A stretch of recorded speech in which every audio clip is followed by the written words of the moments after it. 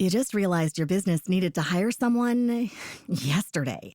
How can you find amazing candidates fast? Easy. Just use Indeed. Stop struggling to get your job post seen on other job sites. With Indeed sponsored jobs, your post jumps to the top of the page for your relevant candidates, so you can reach the people you want faster. According to Indeed data, sponsored jobs posted directly on Indeed have 45% more applications than non-sponsored jobs. Don't wait any longer. Speed up your hiring right now with Indeed.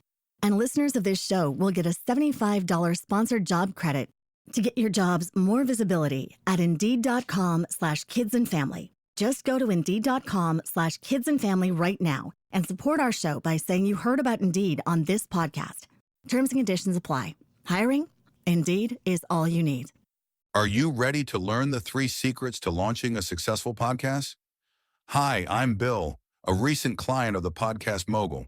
If you've been thinking about starting a podcast but aren't sure where to begin, he's got you covered. He is hosting a free webinar where he will share the 3 secrets that can help you launch, grow, and monetize your podcast without any fancy equipment or technical headaches. Click the link in the show notes to save your spot now and let him help get your podcast off the ground.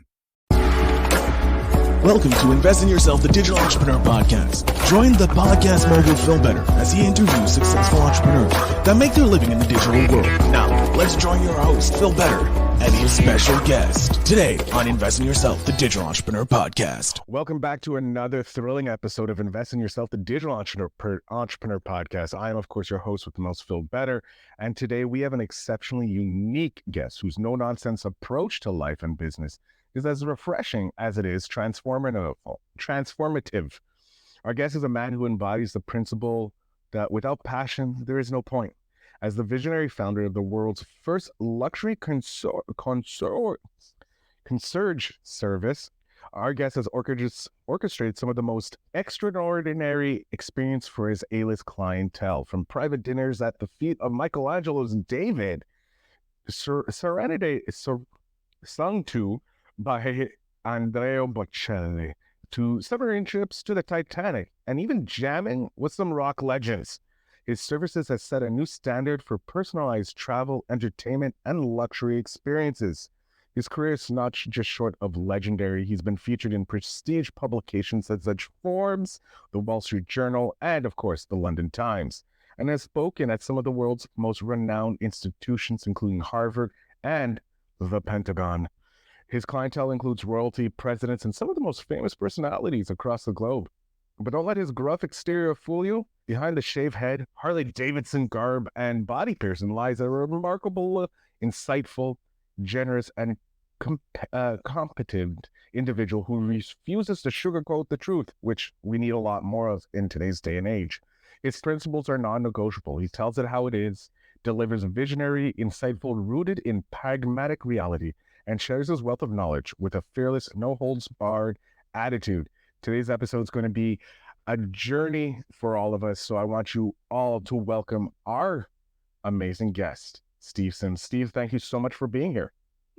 Thank you very much for that intro. I've got to live up to that now, so thank you. You're very welcome. That's the reason why I do an extra high intro, to make the pressure on the guest and less on me. Yeah, it's there. I can feel it.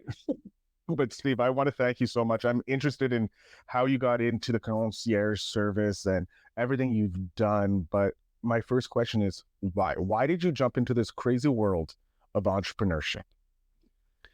I can answer that question and how I became a concierge with the exact same answer. Let's go for it. I spent most of my life pissed off. And that is usually what triggers people to either run in or run away. I was an East London boy, my family owned a construction firm. There was nothing for me. School would end and I would go and work on the building site. And it was just expected that that's what my life would be. But I couldn't understand why it was dictated from that early age. You know, I'd see my friends, you know, in a car or working in an office or wearing a suit to work. And I'm walking into a building site at 6 o'clock in the morning, then coming home at 8 o'clock in the night, wet and damaged. I was pissed off. Now, We didn't have YouTube to get our information from. We didn't have Instagram to point out how inadequate our lives were. We didn't have any of that stuff. But in me, I was pissed off and I was aggravated. And the beautiful thing about being aggravated is you do something about it. You know, if you're bothered about something, that is the point where you go, oh, well, that's okay. And then you settle. Or you go, oh, I hate that. I'm going to do something about it. Whether it be a scratch on your car, a little hole on the wall, or how your life is. Aggravation is a great way of motivating you to do something different. And so I broke out and tried to have conversations. You know, this was pre-podcast. This was in the 90s. I tried to have conversations with people that I thought had everything, you know? And first of all, I remember the first millionaire I ever spoke to. And I thought, oh my God, this guy could afford England. You know, he's a millionaire. And then you soon realize that in today's world, especially if you're a millionaire, you're still broke. You know, I hate to say it, but if you're living in Manhattan or Palm Beach and I live here in LA, if I'm a millionaire, you know, I'm screwed. You know, I've got kids in private school, I've got a car, you know, I'm not buying islands being a millionaire. See, somebody noticed the actual facts of what wealth, richness, what they are. So I went on a journey to try and interview people, and I openly said I was podcasting before podcasting existed. Now, here's the key. Here's the first takeaway for anyone listening to this. I wanted to talk to wealthy people and ask them this one question. How come you're wealthy and I'm not? What's your tricks and tips? That was what I wanted to ask them, okay? Couldn't find any books. Of course, YouTube didn't exist. I didn't have any groups or communities that I was part of. And in order for them to have a conversation with this kind of like bald-headed biker that I was then and I am now, is I had to bring something to the party. I had to bring value. So if I saw a guy turn up in a really nice car, I would literally walk up to him and I'd go, hey, I saw your car. It's a beautiful car. My guy down the road is a detailer, and I'm telling you, he's the best detailer in the area. I'd love to make an introduction because I know that you're going to want that car to stay pristine every time you go out. You're in England, so it's always getting mained on. You know, maybe I could make an introduction, you know. He'd obviously bought a shiny car. He was obviously driving into the pub because he wanted to show off. He's going to want nothing better than to make sure it looks good. So just something like that was costing me nothing but entering me into a conversation. And so I'd make the introduction. I'd give him the phone number. And then I'd be like, hey, I've got to ask you, you know, what makes you so successful that you can afford a car like that? You know, and I got into those conversations. Along the way, I ended up being a doorman of a nightclub. God designed me to be big and ugly, so it seemed to be my natural fit. And on the door, I was with two other meatheads. And these meatheads, all they wanted to do was to save the blood off the shirt and go on with the hottest girl in the night, okay? But we're entrepreneurs. It's like we're, you know, Neo from the Matrix. We see things differently. And I'm on the door with these other two meatheads. I'm suddenly getting a PhD in human psychology. I'm actually getting to see human interaction. I'm getting to recognize those people that pretend that they're wealthy and those people that are wealthy. You know, and I could see the pecking order and the natural gravitational pull of those kind of people and how they recognized each other. So I'm getting all of this education from the door, and I'm like just picking out people in the crowd going, hey, you know, what are you here for? I'm just, you know, just taking out for a date. Let me look after you. And so I started just kind of like looking after people in the clubs, getting them into other clubs, getting them into premieres, getting them into fashion shows. And it grew. I went from getting people into nightclubs that they weren't on the list to literally working for Elton John for 8 years for his Elton John Oscar party here in Los Angeles. I've worked with Ferrari, Tiffany, Piaget. I literally have worked for the richest, most powerful people in the planet. And for that reason, I've been able to pull off some amazing things. But I never did it for the money. My business was a Trojan horse. Yeah, I'll get you a piano lesson with Elton John. Yeah, I'll get you to play drums with Guns N' Roses. Yeah, I'll send you down to the Titanic with James Cameron.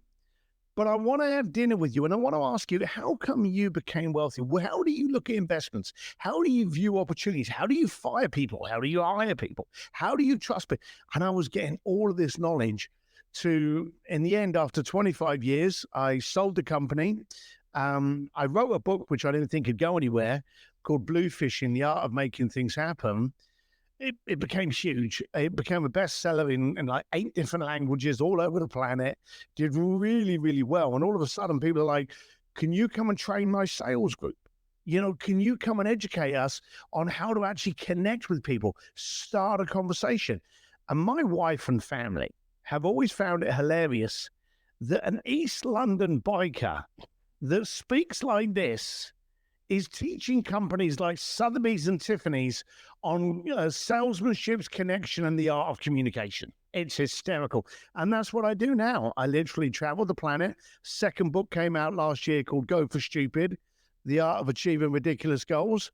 But it all started, and still today, you can probably get this from my energy, I'm curious and I'm aggravated. And when you marry those two together, shit gets done. I love it. It's funny because I see a little bit of myself in you, Steve. I started this podcast because I didn't have any clue on how to be an entrepreneur. I didn't have any entrepreneurs around me. And I'm like, I know how to podcast. I'm very good at talking with people. I love hearing people's story. I'm curious about people, how they became an entrepreneur. And apparently people like talking about themselves. So they're very welcoming to come on the podcast. So I have, I always say, this is my masterclass to learn from amazing people like yourself, Steve. And I see that you were doing what I'm doing way before the idea even popped into my head. And I love that you were like, yeah, I have these connections, but I'd rather help you get where you want to go before helping me, because helping someone else before you help yourself, that leads to you being where you are today, helping people be able to have piano lessons with the great Elton John and play drums with Guns N' Roses and all the crazy stuff that you've probably helped people achieve their dreams. Yeah, it's been fun. It's been fun. But as I say, I've never cared about the red carpet. I literally, me and my wife, we've walked the red carpet for probably every major event and award show you can think of in the planet, whether it be Super Bowl, the Macau Fashion Week, the Monaco Yacht Fair, whatever it is. I guarantee you I've had my feet on it. And it was 25 years, but I never did it because I wanted that life. And in fact, quite often we would not want to go, but our clients wanted to go and our clients were inviting us. And it was an opportunity. And that's when I first learned about catapults and ponds. Everyone has their own pond. Everyone is a big deal in their own pond. Well, if you can step into 1 million ponds, you've now got more people. So I was always very, very early to learn that I want to get into successful people's ponds, because in that pond, that's where other successful people are. So I may not want to go to a yacht fair in Monaco, but if the starting yacht is $20 million, isn't that where I want to be? If I want to talk to someone that can afford a $20 million toy, and yachts are ridiculous. They say the best 2 days of a yacht ownership is when you buy it and when you sell it. If you're buying a yacht for $20 million, you can guarantee every year it's costing you around about $500,000 just to look after it. It's sitting in the water. It's rotting every single day that it's in the water, and you've got to repair it. So you don't buy a $20 million yacht until, as Jay-Z used to say, if you can't afford it 3 times the price, you can't afford it. So, that was the standard of people that I was in the room with. So I learned a lesson very early on: get in the right room that helps you go above and beyond what you believe is able. I have a question, because obviously getting into these rooms where there are people who are able to just drop 20 million on a yacht, I'm looking at it from my point of view. I probably have imposter syndrome right out my whole being would probably be yelling imposter syndrome. My question is, how did you get over that? Obviously you were starting with smaller ponds than a $20 million pond, but like you said, you're from East London, you're a biker, you don't fit the prototype of, these business class people who have this knowledge that is outside your realm. How did you deal with the incongruencies of being this East London person, being in these rooms with like Elton John, rock stars, celebrities that are in a different world than what you're coming from. Yeah, so do you know who doesn't suffer from imposter syndrome? Flakes and fakes, because they know that they're a fake and a flake, okay? Imposter syndrome usually comes from people that don't feel that they're good enough, okay? And quite simply, most of the events I've gone to, I felt nervous about being in. So the first thing you've got to do to overcome that is to stop worrying about you, okay? Nobody knows who you are. Nobody knows if you're successful. No one knows if you're the King of England. No one has a clue. But if you walk into that room offering value, let me pick on you for a second. Let's say, for argument's sake, there's a guy very, very successful, and he's got a company that specializes in, pick an industry. Tell me an industry. Cars. We'll just go with cars. Cars. He's got a new kind of car coming out. It's revolutionary. It's beautiful. It's so sexy. Okay? And he's worth about $20 billion more than you. Are you intimidated? Yes. So you have slight imposter syndrome? Yeah. Do you feel you have anything to add to his conversation? On cars? Probably not, but do you think you can bring any value to the conversation with him? I think I could. How? By sharing how using a podcast can leverage sales of the car. There you go. See, here's the thing. I always play something called the barbecue game, and anyone that's ever heard me speak knows this game, so I'm not going to play it with you just in case. Plus, the fact it's long. But what I do is I go into a room, and when people have this imposter syndrome, I turn around and go, okay, let's play a game. And I'll usually pick on always a guy, never a girl, because girls get the answer right the first time. But I always go out and I usually find a guy, and it's usually some thick-set guy, pretty much probably looking like me. And I go, hey, do you want to play a game with me? And he's like, yeah, okay then. And I say, right, I'm having a barbecue this Saturday. You happen to be in LA. And I go, do you want to go to my barbecue? And you say yes. What is your first question once you've accepted my invitation? And he looks at me and he goes, well, what would your first answer be? Do you need me to bring anything? That's why I never ask a girl. Now, I'm not implying you're a lady, but I think you've been set up here. But usually if you hit one of these guys hit hard and fast like that, with that kind of, and I intentionally speak to them quickly to put them on their back foot, they go, what time is it? Perfect question. 7 o'clock. What's your next question? What do I wear? Excellent question. Jeans and a t-shirt be fine. It's very casual. What's another question? What food do you serve? Oh, I got ribs, I got chicken and everything. Would there be anyone famous? Yeah, there'd be some folk. Can I take pictures? Yeah. And I run through it, and then eventually they turn around and they go, oh, anything I can bring? And I go, congratulations. You asked 7 questions that selfishly looked after you before you asked one that would look after me. The point of any conversation is to stop looking at how inadequate you are, how you look, because I guarantee you, I don't care how expensive your car is, someone over there has got a more expensive car and has probably got 10 of them. I don't care how expensive your watch is. That guy there's got a watch on that's worth your house. The best way to compete is to not compete and to be different and bring value. I don't want to try and upstage you on my house is bigger than yours, my beach is bigger than yours, my yacht's bigger than yours. I want to be able to say, hey, you've got this car. Do you know I know nothing about cars? But I'm a pretty damn good podcast host, and I've got a great community. Would it help you if I was to talk about why you're building this car on my podcast and distribute it to my following? Now, you're bringing a value. All of a sudden, you are no longer trying to compete for attention, trying to compete and, puff chest on how more successful than you're. You're now a value add to that relationship. So whenever I went to anybody, I would always try to be a value. I know we're time, but I'm going to give you a quick story, which will give you exactly how it worked. And this is to the point of what I did. There was a Silicon Valley investor, and he was involved in any of the biggest unicorns, the Ubers, the Tinders, all of these different brands and companies. He was an early investor in a lot of these things. So he was really good. Everyone wanted to get to him.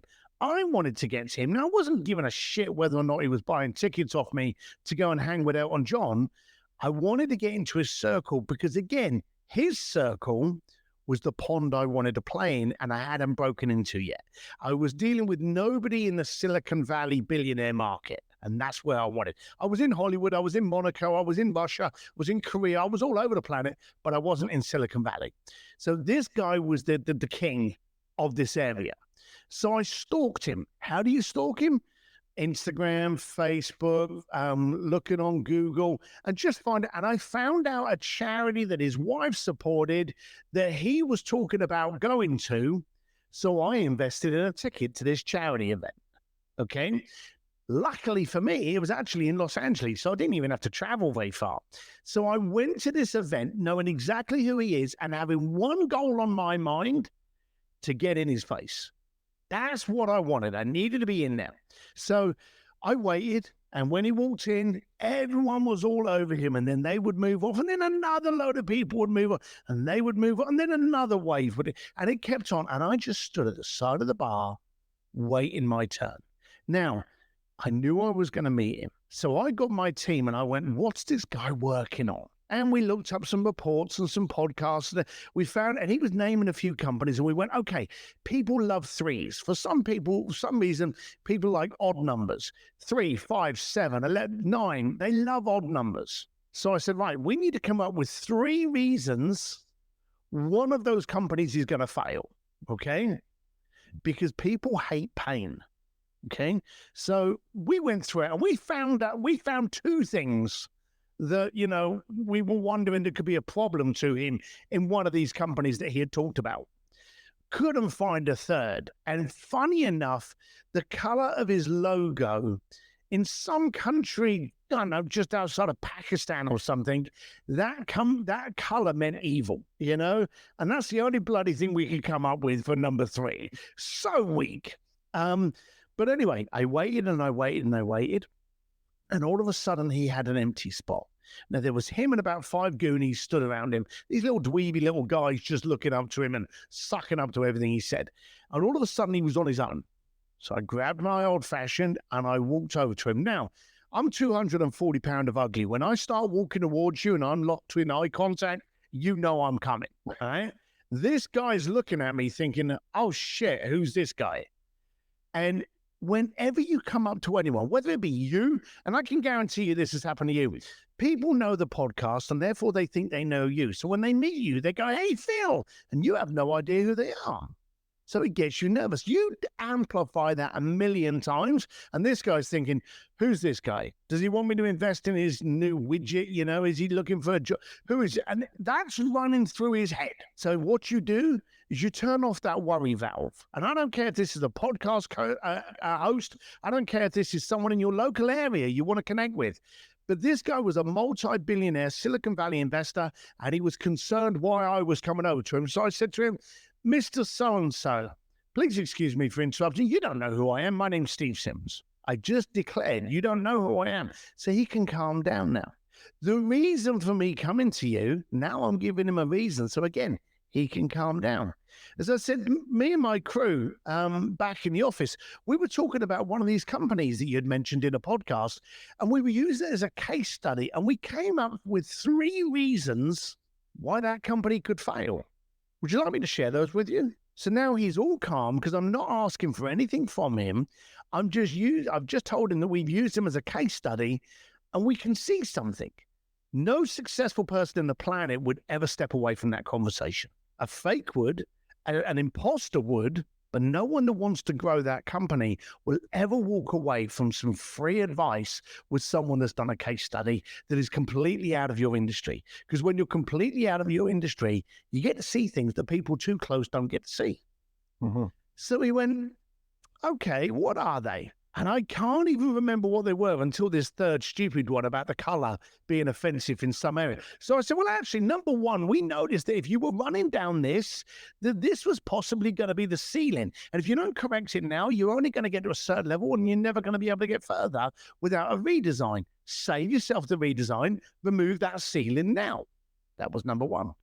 Number 2, blah, blah, blah. Can't even remember what number 2 was. And number 3, In this far-off village just outside of Pakistan, this colour is offensive. If you're ever thinking of going overseas, that could be a hurdle. Remove the hurdle now and look up non-offensive colours to be in your logo. And he looks at me, and this is worldly true, he looks at me, and he looks at his minions, and he starts laughing at me. Now, I'll be honest with you, I was not expecting laughter to be the result.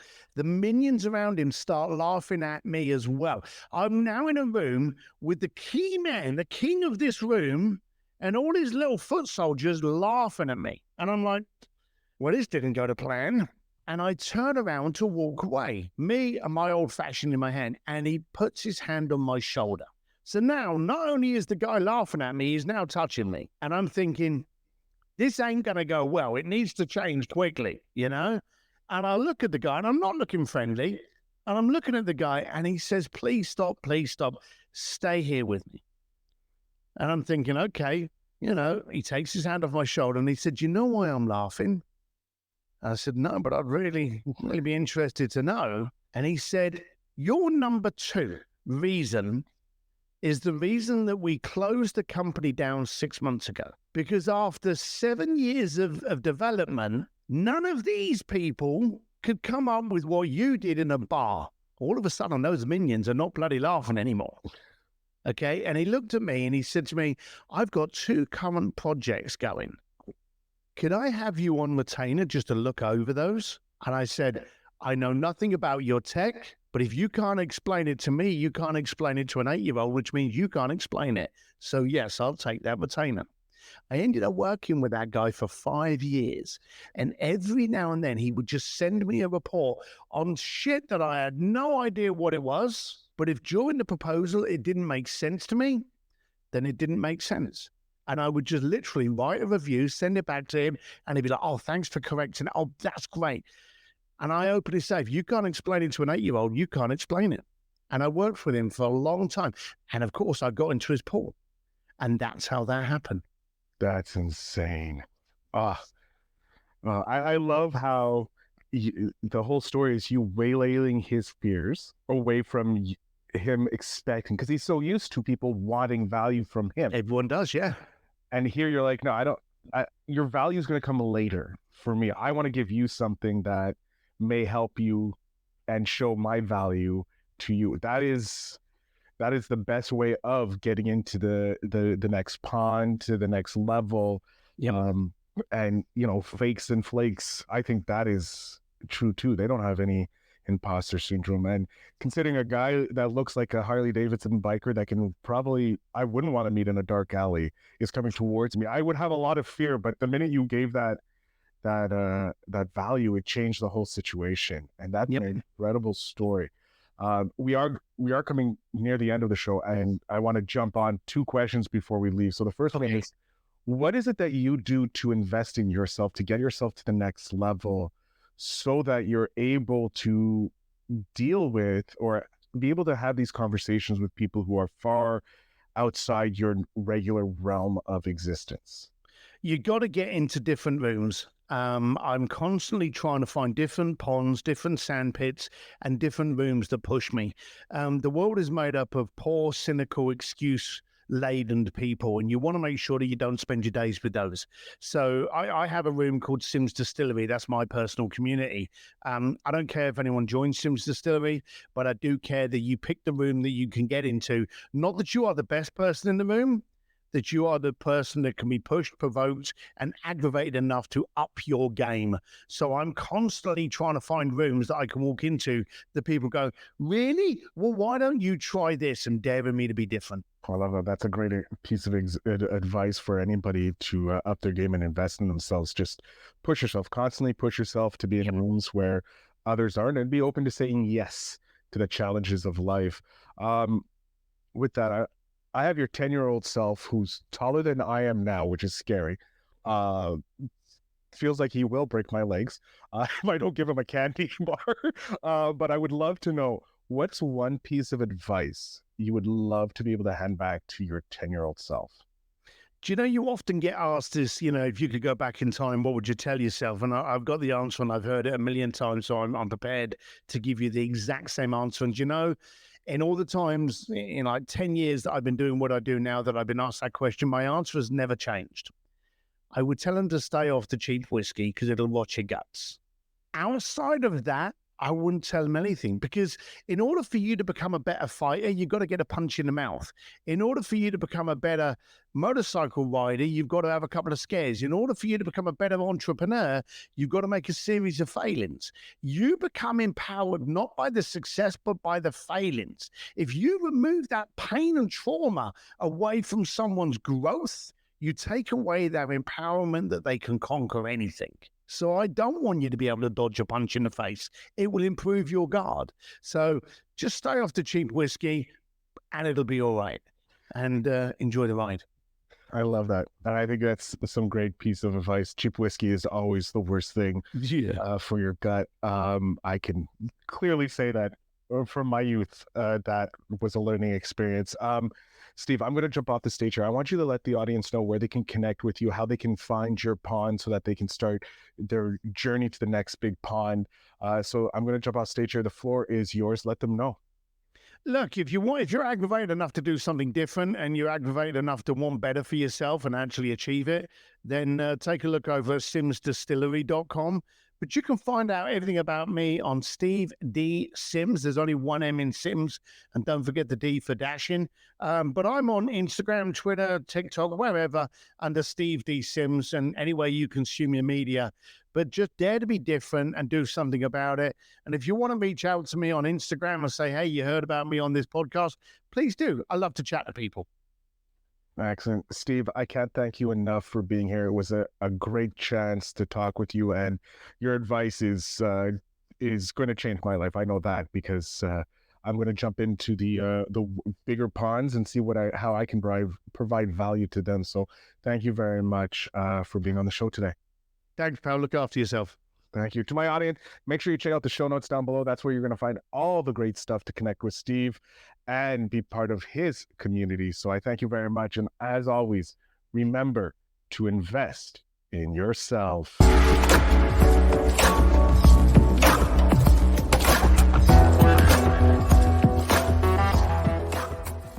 Thanks for tuning in. Now it's time to take the next step. When you're ready to dive deeper into how to launch, grow, and monetize your podcast, Phil's got something special for you. Join him for a free webinar where he'll reveal the 3 secrets that have helped countless entrepreneurs succeed in podcasting. Click the link in the show notes to save your spot, and let's turn your podcasting dreams into reality. You just realized your business needed to hire someone yesterday. How can you find amazing candidates fast? Easy. Just use Indeed. Stop struggling to get your job post seen on other job sites. With Indeed sponsored jobs, your post jumps to the top of the page for your relevant candidates, so you can reach the people you want faster. According to Indeed data, sponsored jobs posted directly on Indeed have 45% more applications than non-sponsored jobs. Don't wait any longer. Speed up your hiring right now with Indeed. And listeners of this show will get a $75 sponsored job credit to get your jobs more visibility at Indeed.com/kidsandfamily. Just go to Indeed.com/kidsandfamily right now and support our show by saying you heard about Indeed on this podcast. Terms and conditions apply. Hiring? Indeed is all you need.